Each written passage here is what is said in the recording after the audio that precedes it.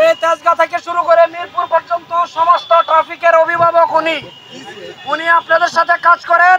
উনি এখন আপনাদের সাথে কথা বলবে, আপনারা ধৈর্য ধরে শুনেন এবং আমরা একটা সুন্দর সমাধান নিয়ে আমরা এখান থেকে চলে যাব।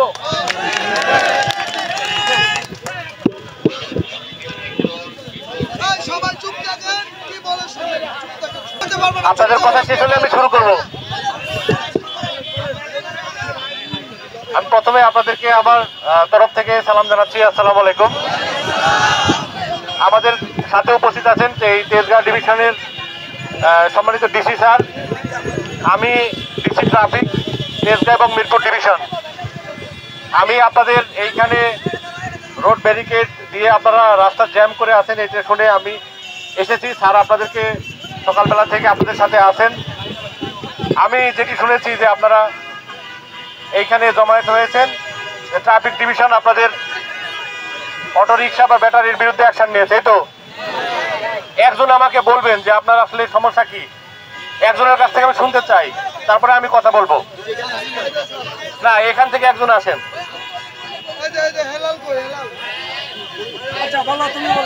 আপনার সমস্যা কি এটা আপনি বলেন। আমরা গাড়ি রোডে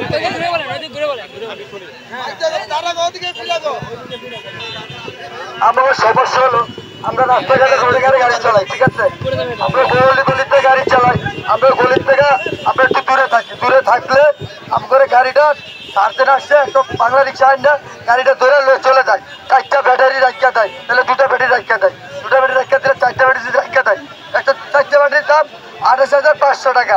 এই কারণে আমরা মেন রাস্তায় বসে আসতে পারি না, আর আমরা রাস্তাঘাটে এই কারণে অবরোধ করছি যে আমাদের দাবি আপনারা মাইনে নেন সরকার থেকে। যদি সরকার আমাদের দাবি না মেনে নেয় তাহলে আমরা কিভাবে চলবো? আমাকে পেটে সবসময় খিদা থাকে, আমরা কিস্তিতে গাড়ি কিনছি, গাড়ি কিস্তি চালানোর কারণে আমরা বাসাতে দিতে আসছি। আমরা চাই অটো রিক্সা চলবে, আমরা অটো রিক্সা চালাতে চাই, আমাদের লাইসেন্স করে দিন, সমস্যা হলে সিটি কর্পোরেশন থেকে দিই।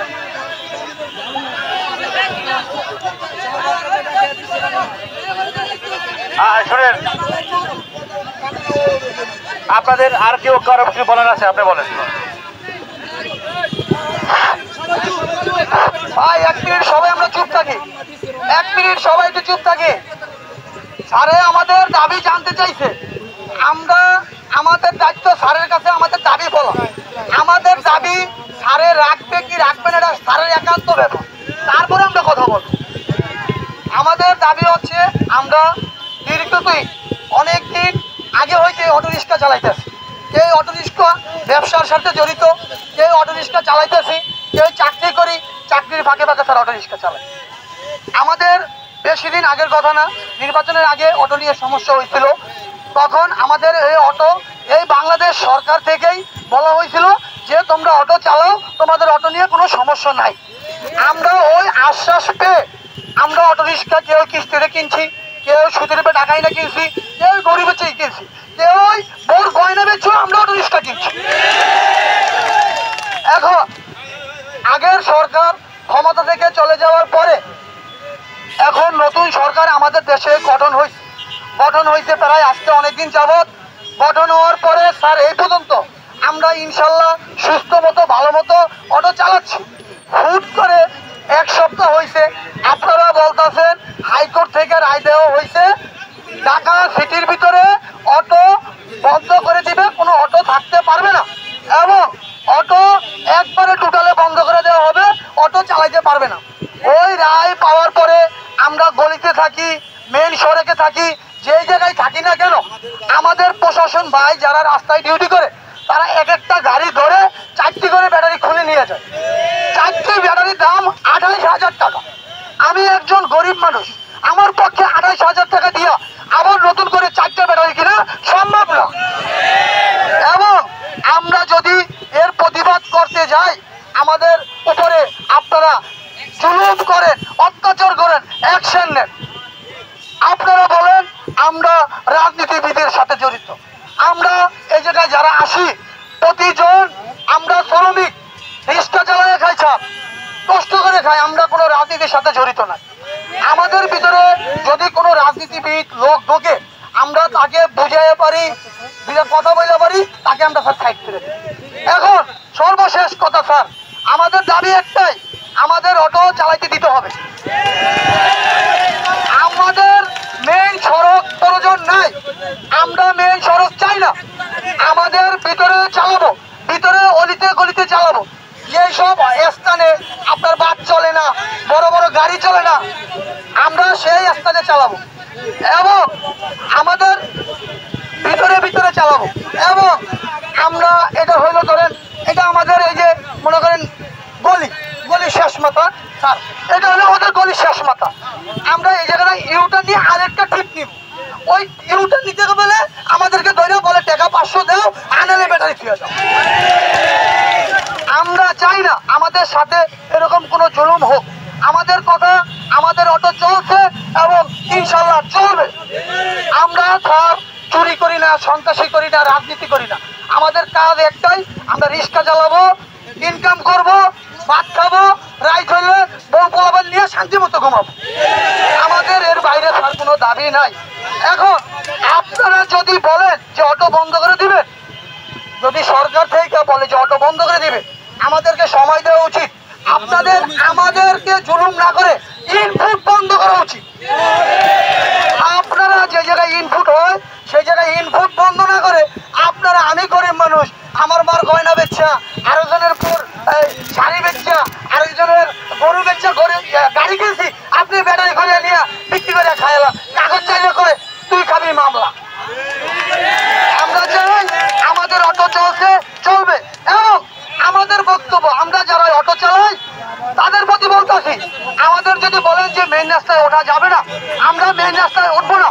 আপনারা দেশে আইন আছে, এমন এক আইন করেন, কেউ যদি মেইন রাস্তায় ওঠে তার সর্বনিম্ন 5 দিন জেল, 5,000 টাকা জরিমানা। আমরা আপনাদের সাথে ঐক্যবদ্ধ থাকবো, আমরা মেইন রাস্তায় উঠবো না স্যার। আমরা যেন ইউটার্ন নিতে পারি সেই ব্যবস্থা করে দেন, আমাদের ইউটার্ন নেওয়ার ব্যবস্থা করে দেন। আমাদের আপনারা রিজিক বন্ধ করেন না স্যার, আমরা গরিব মানুষ, আমাদের রিজিক যদি বন্ধ হয়, আমরা যদি অনাহারে থাকি, এটা স্বয়ং আল্লাহ সহ্য করবো না, স্বয়ং আল্লাহ আপনাদেরকে ক্ষমা করবে না। আমাদের কিস্তি আছে, আমাদের দোকান বিল আছে, রুম ভাড়া আছে, আমরা যদি এগুলো দিতে না পারি, স্বয়ং আল্লাহ আপনাদের ভালো রাখবে না। আমরা চাই আপনারা এটা একটা সিদ্ধান্তের ভিতরে নিয়ে আসেন। আমাদের দাবি একটাই, অটো চলবে, অটো চলবে, চলবে।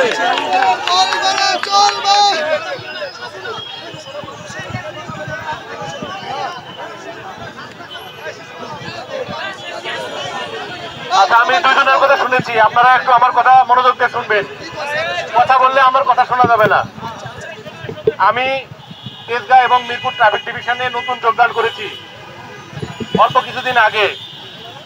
আপনাদের যে সমস্যা এটি আমি অবগত হয়েছি এবং আপনাদের যে অনুভূতি, এর প্রতি আমি সহানুভূতিশীল। ব্যক্তিগতভাবে আমি আপনাদের এই অনুভূতির প্রতি শ্রদ্ধা জানাই এবং ব্যক্তিগতভাবে আমি আপনাদের প্রতি সহানুভূতিশীল। কিন্তু এটা হচ্ছে বিজ্ঞ আদালতের যে নির্দেশনা, সেটি প্রতিপালন করাও সবার জন্য প্রয়োজন। আমি আমার তরফ থেকে যেটি করতে পারি আমার লেভেল থেকে, এবং ইতিমধ্যে আপনারা আমাদের স্যারের কাছ থেকে শুনেছেন কথা, আমি ডিসি ট্রাফিক হিসাবে আপনাদেরকে বলছি, বিজ্ঞ আদালতের যে নির্দেশনা, এটা সম্পর্কে আপনাদের যদি কোনো কিছু থাকে তাহলে আইনগতভাবে আপনাদেরকে বিজ্ঞ আদালতে আপনাদেরকে যেতে হবে। যে আপনাদের যে হক দাবি অথবা আপনাদের যে দাবির পক্ষে আপনাদের যে আদালতের কাছে আপনাদেরকে যেতে হবে, যে সিদ্ধান্তটি পুনর্বিবেচনার জন্য অথবা নতুনভাবে কোনো রায় আসে কিনা। ঠিক আছে, এটা একটা। আমার কথা শুনেন, আমাকে ফিনিশ করতে দেন। সবাইকে বিজ্ঞ আদালতের যে আদেশ, এর প্রতি শ্রদ্ধাশীল থাকতে হবে। আর দ্বিতীয়ত, আমি আপনাদের একজন হিসাবে, এই এলাকার, আপনারা যেহেতু এলাকার মানুষ, আপনাদের জন্য আমার চাকরি, আমি এসেছি আপনাদের সেবার জন্য। সুতরাং আপনারা আপনাদের যে অনুভূতি, এর প্রতি আমি সহানুভূতি জানাচ্ছি। এটি গ্যারান্টি দিতে পারি যে কোনো পুলিশ সদস্য আপনাদের কাছ থেকে কোনোভাবে যে জুলুমের কথা বলছেন, আমি যে কয়দিন এখানে আছি আপনাদের উপর কোনো জুলুম হইতে আমি দিব না। আপনি আমার কাছে আসবেন, আমি যোগদানের পর থেকে আমার দরজা কিন্তু সবার জন্য খোলা রেখেছি। যারা এসেছেন আমার সাথে কথা বলেছেন, আমি বলেছি যে আমি কিন্তু আপনাদের সেবার জন্য এসেছি। আমি যতদিন আছি কেউ আপনাদের প্রতি জুলুম করতে পারবে না। কিন্তু এটিও বলছি যে আপনাদেরকে বিজ্ঞ আদালতের যে আদেশ, এর প্রতি কিন্তু শ্রদ্ধাশীল থাকতে হবে। এর বিপক্ষে গিয়ে আপনাদের এই ধরনের শোডাউনও কিন্তু আইনসম্মত নয়। আপনারা আইনগতভাবে মুভ করতে পারেন আদালতে, যাতে করে এই সিদ্ধান্ত পুনর্বিবেচনা করা হয়। ঠিক আছে, এটি আমার আপনাদের কাছে অনুরোধ থাকবে। আর দ্বিতীয়ত, আপনাদের যে আদালতে প্রসিড করার আদালতের সিদ্ধান্ত পর্যন্ত আপনারা যদি প্রসিড করে থাকেন, সেই পর্যন্ত আমি আমার ট্রাফিক ডিভিশনের যত কর্মকর্তা আছে সবাইকে নির্দেশনা দিব, যাতে করে আপনাদের ইস্যুটা দেখেন এবং আপনাদের প্রতি কোনো রকমের জোর জুলুম না হয়। এটি আমি আমার ব্যক্তিগত তরফ থেকে আশ্বাস দিলাম। আমি আপনাদেরকে অনুরোধ জানাবো, মানুষের দুর্ভোগ সৃষ্টি না করে এইভাবে রাস্তা ব্যারিকেড না দিয়ে আপনারা শান্তিপূর্ণভাবে ফিরে যান। আপনাদের যে কথা আমরা কর্তৃপক্ষকে জানাবো। আমি এবং আমার ডিসি তেজগাঁ স্যার এখানে আছেন, আমরা দুজনে আপনাদের কথা শুনেছি। আমরা আমাদের কর্তৃপক্ষকে আপনাদের এই অনুভূতির কথা জানাবো। আপনারা দয়া করে এই রোড আর ব্যারিকেড দিবেন না, প্রতিবন্ধকতা সৃষ্টি করবেন না। আপনারা আপনাদের মতো যান, শান্তিপূর্ণভাবে আপনারা থাকেন। আমার সমস্ত অফিসার ফোর্সকে আমি আপনাদের এই অনুভূতির কথা জানাবো, যাতে আপনাদের প্রতি কোনো জুলুম না হয়। ঠিক আছে।